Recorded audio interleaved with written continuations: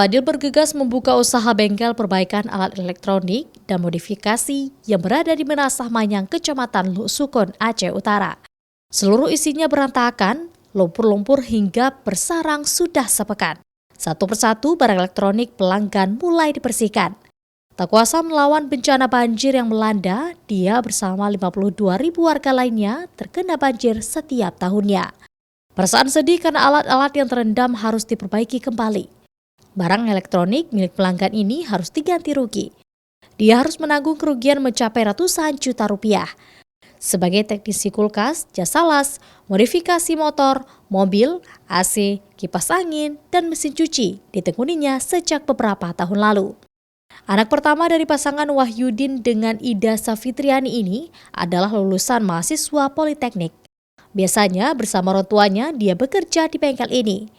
Saban hari dia merakit alat pertanian seperti traktor sorong, bot, dan traktor untuk pajak sawah, serta membuat desain dan prototipe sebelum perakitan dilakukan dengan alat yang seadanya.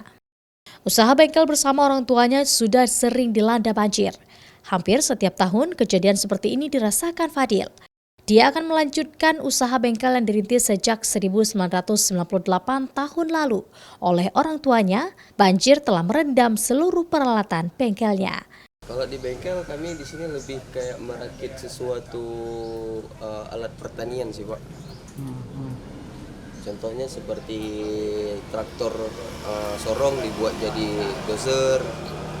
Ya pasti sedih karena sesuatu yang udah kita buat susah payah dengan kondisi seperti ini itu harus kita perbaiki kembali kan.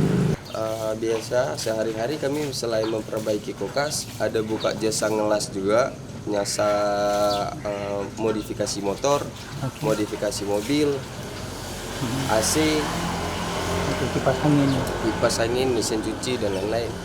Separuh peralatan bengkel miliknya ini tak bisa diselamatkan. Bahkan traktor sorong rakitan serta bot rakitan tak bisa diselamatkan. Pemuda 23 tahun itu mengaku butuh waktu hingga sebulan untuk membersihkan seluruh peralatan bengkelnya dari lumpur. Lulusan Politeknik Negeri Lok Sumawe, jurusan otomotif itu mengerjakan modifikasi kendaraan dan alat-alat pertanian pesanan warga, termasuk reparasi alat-alat elektronik seperti kulkas dan sejumlah alat elektronik lainnya. Fadil yang juga mengabdi sebagai seorang guru honorer di SMK Negeri 1 Lok Sukon ini berharap usaha bengkel warisan ayahnya ini tetap bertahan di tengah gempuran banjir setiap tahunnya. Dia juga meminta pemerintah untuk mencegah banjir yang kerap mengganggu usahanya untuk berkembang. Davi Abdullah, Mustajab, Kompas TV, Aceh Utara.